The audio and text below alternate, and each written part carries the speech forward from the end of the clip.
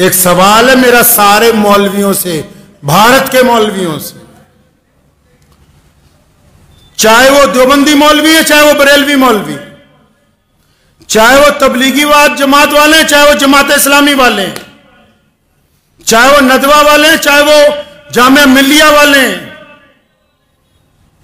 जितने बड़े बड़े दानिश्वर मुसलमान बने फिरते हैं, इन सब से सवाल है कि ये जो अब आम शादियां मुसलमानों की होती हैं, जिनमें तुम डीजे लगा के ढोल बजा के और वहां रक्सो सुरूर की महफिलें मुनाकिद की जाती हैं, और आप जैसे बड़े मुसलमानों के चौधरी जिन लोगों ने वक्त भी लगाया, जो अपने आप को ख्वाजा अजमेरी के सज्जादा नशीन भी कहते हैं, जो अपने आप को अहले सुन्नत वल जमात के जानशीन कहते हैं, जो अपने आप को उलमा देवबंद के वारिस कहते हैं, अक्सर देखने को मिलता है कि जितनी गैर शरई शादियां ये अपनी दाढ़ियां लेके वहां सोफों पर बैठ के आराम से मुर्गा बिरयानी खाते हैं। क्या तुम्हारी गैरत तुम्हें एक दफा नहीं झंझोड़ती कि रसूलुल्लाह के हुक्मों की कुली खिलाफ वर्जी हो रही? क्या तुम्हारे दिल में जरा बराबर भी शर्म, जरा बराबर गैरत नहीं आती तुम्हें? कहा मुफ्ती साहब ने, कहने लगे मैं गया, लड़की को पूछा कि तुम्हें फलां के साथ निकाह में दे दिया, ये गवाह खड़े, ये वकील खड़ा है, तुझे कबूल है? लड़की बोलती नहीं।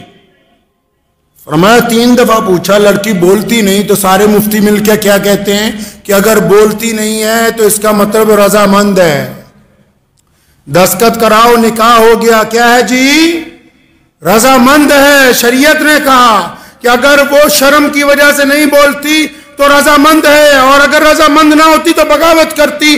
तो मैं इनसे पूछता हूं, तमाम लोगों से, सारे दीनदारों से, कि तुम जिन मजलिसों में अब जाके बैठते हो, जहां गाने चल रहे हैं, सामने डीजे लगा हुआ है, ढोल बजा के बारात आ रही है, तुम्हारे चेहरे पे नागवारी भी नहीं है, तो इसका मतलब तुम रजामंद हो इनके साथ।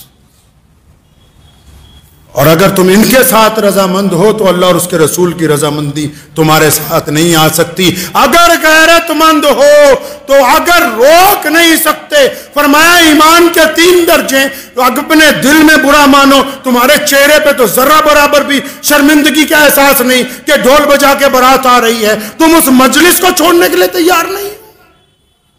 इन चौधरियों की वजह से ये चंदा नहीं देंगे, क्या इनके बल पर मस्जिदें और मदरसे चल रहे हैं? जो गुंडागर्दी इस्लाम के नाम पर शादियों में करते हो, तुम इनसे डरते हो? रिज़्क़ का वादा अल्लाह ने किया है, इन्होंने नहीं कर रखा। 3 दर्जे ईमान के। फरमाया अगर कोई चीज बुरी लगे तो दिल में बुरा मानो, अगर ताकत है तो जुबान से कहो, अगर हाथ से रोक सकते हो तो वो अव्वल तरीन दर्जा है। तो ये जितने आप, मैं ये जो बात आज मेंबर पे बैठ के कह रहा हूं, रोजाना पूरे मुल्क में शादियां हो रही, और जितने सरमायादारों की शादियां जाके देख लो, ये जितने कठ मुल्ला हैं, ये उनके निकाह भी पढ़ा रहे, उनकी बिरयानियां भी खा रहे, उनके कोरमे भी खा रहे। अगर तुम कौम की निगहबानी नहीं करोगे तो याद रखो तुम्हारी हैसियत गडरिये की है। अगर एक भी कोई रेवड़ में से कोई चीज जाया हो गई तो गडरिये को मालिक पूछता है, अल्लाह ताला ने इनको छोड़ देना है, तुम्हारा गिरेबान पकड़ लेना है। कोई जरूरत नहीं ऐसा निकाह पढ़ाने की जहां ढोल बजते हो, कोई जरूरत नहीं ऐसे शादी के अंदर जाने की जिन्होंने डीजे लगा के रखे हो, जो नाच के ढोल बजा के आ रहे हो, उनके साथ शहर का काजी चल रहा हो। शर्म के डूब मरने का मुकाम है इन लोगों के लिए। इतनी भी गैरत जिंदा नहीं रही, इतनी भी शर्म और हया जिंदा नहीं रही। किस बात की दौलत है? ये याद रखो, दीन मुहम्मदुर रसूलुल्लाह का है। किसका दीन है जी? मुहम्मदुर रसूलुल्लाह का दीन है, और ये दीन क़यामत तक जिंदा रहेगा। ये किसी सरमायादार का दीन नहीं है, ये किसी बहुत बड़े चौधरी का दीन नहीं है। दुनिया की कोई ताकत इस दीन को सरनगू नहीं कर सकती। इसलिए पलटिए अपने रब की तरफ।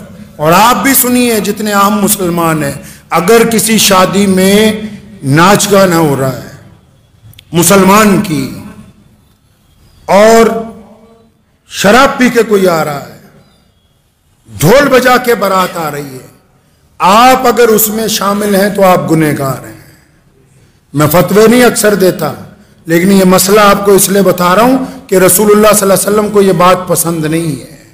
रसूलुल्लाह ने सादगी से निकाह का हुक्म दिया। वरना मस्जिद अब्दुर्रहमान बिन औफ जलीलुल कदर साहब, ये अरबों पति आदमी, रसूलुल्लाह ने फजर में पूछा, अब्दुर्रहमान ये कपड़ों पे लाल रंग का दाग लगा। फरमाया या रसूलुल्लाह रात मेरा निकाह हुआ था तो मेहंदी लग गई थोड़ी सी। कुछ नहीं कहा रसूलुल्लाह ने कि हमें नहीं बुलाया, फलां को नहीं बुलाया। तो रस्मों में पड़ गए जी, फलाने भाई को ले आओ, फलाने चाचे को ले आओ, मासड़ को ले आओ, ये ले आओ, वो ले आओ। और ये जो छुप छुप के तुम्हारी औलादें जिना कर रही हैं, कभी इनकी तरफ भी देखो, इनकी तरफ भी देखो। खुदा के वास्ते उन तमाम रस्मों को छोड़ दीजिए और इस जज्बे के साथ छोड़ना कि हम मुसलमान हैं, इंशाअल्लाह ताला हम इस गलत काम में साथ नहीं देंगे। करेंगे जी इंशाअल्लाह। इन मौलवियों को नहीं, बाकी लोग भी। अगर कोई चौधरी अपने बल पे, उसकी औलाद अपने बल पे बाजा बजवाना चाहती हो तो बजाने दो, उसका निकाह पढ़ाने की जरूरत नहीं है जब तक तौबा करके अल्लाह और उसके रसूल सल्लल्लाहु अलैहि वसल्लम की रजा ना हासिल कर ले। मैं चैलेंज के साथ कहने लगा हूं ये बात, आप भी नोट कर लीजिए।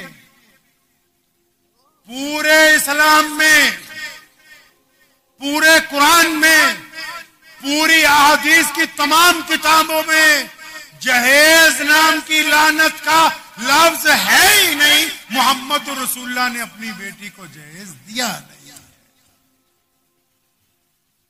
आप किस तरह सीरत को पढ़ते हैं? मौला अली रज़ियल्लाहु तआला अन्हु आए नबी अलैहि सलाम के पास, शहजादी का हाथ मांगा,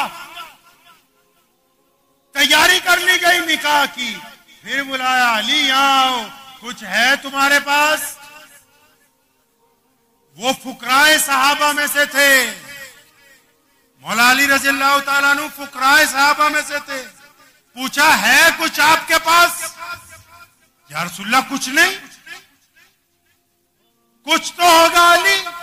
या रसूलुल्लाह कुछ भी नहीं मेरे पास। अच्छा वो एक जीरा थी ना, जंग में जो जैकेट पहन के लड़ाई लड़ी जाती है लोहे की, वो जीरा है ना एक? हाँ या रसूलुल्लाह वो जीरा है। फरमाया ले आओ। वो जीरा आ गई। फरमाया इसको बाजार में बेच के आओ। सुनो, जो मौलवी या दीनदार लोग ये जिन्होंने बात बनाई, खुशी से जहेज की, अगर जहेज देना होता तो प्यारे पैगंबर मोहम्मद रसूलुल्लाह सल्लल्लाहु अलैहि वसल्लम अपनी बेटी को देते और फिर जैसा वो जहेज देते क़यामत तक कोई दे नहीं सकता था, कोई दे नहीं सकता। आपको पता है ये बात? उमैया इस्लाम का दुश्मन, उतबा इस्लाम का दुश्मन, अबू लहब इस्लाम का दुश्मन, अब्दुल्ला बिन जिदान इस्लाम का दुश्मन, उनके पास एक बंदा पहुंचा कि हमारे अबू जहल ने पैसे मार लिए। उन्होंने मोहम्मद रसूलुल्लाह की तरफ इशारा किया, वहां जाओ वो दिलवा देंगे। इन दुश्मनों का भी ईमान है कि रसूलुल्लाह के दरवाजे पर कोई जाए तो खाली वापिस आ नहीं सकता। और रसूलुल्लाह ने दिलवाए, फिर नबी अलैहिस्सलाम ने उसको दिलवाए पैसे। और खुद प्यारे पैगंबर ने कहा, आयशा रज़ी अल्लाह ताला अन्हा हमारी मां को कहा, फरमाया अगर मैं चाहूं, मेरे रब मुझे इतनी कुदरत देता है, अगर मैं ये चाहूं कि दौलत अगर मेरे साथ आ जाए तो फरमाया ये जो पहाड़ है ना, जब मैं चलूं तो ये सोने और चांदी के बन के मेरे साथ चला करें, जहां जितनी जरूरत हो उतना खर्च दिया जाएगा। कौन कहता है दहेज दिया? किस किताब में लिखा है? एक पैसा मोहम्मद रसूलुल्लाह ने नहीं लगाया। हजरत मौला अली करमुल्लाह वजू की जीरा, वो बाजार में गए जीरा बेचने के लिए, सैयदना उस्मान ने देख लिया, फरमाया अली क्या करते हो? जीरा बेच रहे हैं। फरमाया मैं खरीदता हूं। सैयदना उस्मान ने खरीदी, दिनार लेके आए, कुछ दिनार घर भेजे, फातिमा का जोड़ा तैयार करो, कुछ दिनार मौला अली को वापस दिए। क्या करना है? क्या करना है? फरमाया एक गद्दा खरीद लो। गद्दा भी कौन सा? जिसमें खजूर के पत्ते भरे हुए होते हैं। 2 तकिए खरीद लो। तकिए भी कौन से? जिनमें फूस भरा हुआ होता है।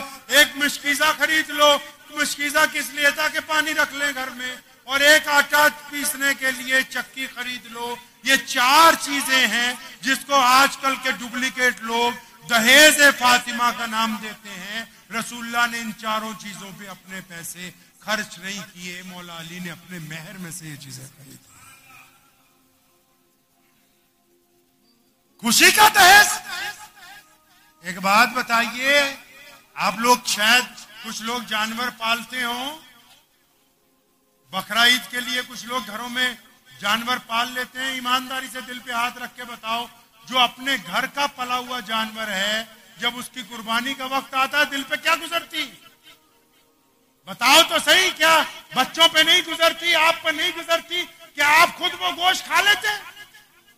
ज्यादातर लोग उसे तकसीम कर देते हैं, जो अपने हाथ से पाला हुआ हो। एक बात तो बताओ अक्लमंद लोगों, ये जो शादी होने के लिए जा रही है, ये जो बेटी जिसको हमने अपने जिगर से लगा के बचपन में पाला, जिसको 20 साल 22 साल 25 साल एक बाप ने अपनी शहजादी बना के रखा, जिस दिन उसकी रुखसती का दिन होता है, वो उस बाप के दिल में शादिमाने बजने का दिन है, या उसका बाप का दिल अंदर से रो रहा होता है कि मैंने अपना जिगर का टुकड़ा आज देना? बताओ तो सही, वो दिन कौन सा होता है? मान लिया अफसोस का दिन नहीं है, बाप को खुशी है, लेकिन खदशा भी है कि जाके बसेगी तो बसेगी कैसे? वो खुशी का दिन नहीं होता। जो बेगैरत लोग जाते, पूरे कुरान में, पूरी हदीस में बारात का लफ्ज नहीं है। ये जो दहेज की बात चली, ये भी मैं आपको बता दूं, ये जो इस मुल्क में हमारी हमसाया कौमें जितने भी मजहब हैं, उनके बड़े बुजुर्गों ने शुरू किया था दान दहेज। मतलब जब बेटी घर से जाने लगी है, इसको कुछ दो। क्यों? क्योंकि उस वक्त कानून नहीं था कि बेटी को जायदाद में हिस्सा देना है। और मुसलमानों, तुम्हारे नबी ने तो पहले दिन कहा कि बेटी जायदाद में बाप की विरासत की हकदार है। जो जायदाद में हकदार है, उसको दहेज किस तरह दिया जा सकता है?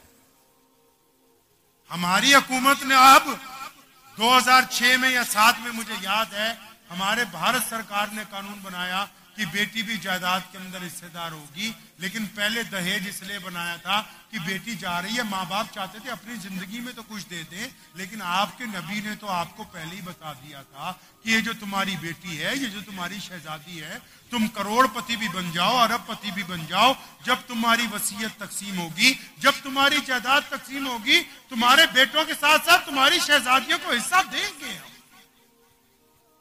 अच्छा एक बात बताओ, जब बारात जाती है, आपको अगर उस पंडाल में यह पहचानना हो कि बेटी का बाप कौन है और भाई कौन है, तो जिनके चेहरे सबसे ज्यादा उतरे हुए हों, जिनके चेहरे पर सबसे ज्यादा फिक्र हो, जो सबसे ज्यादा परेशान नजर आते हो, बस वही लड़की के माँ बाप हैं, वही लड़की के भाई बहन हैं। अरे बदबख्त इंसानों, जिन लोगों के दिलों पर छुरियां चल रही हैं, वहां अपने 4 रुपए के छुआरे ले जाके उनका कोरमा बिरयानी खाते हो, शर्म नहीं आती?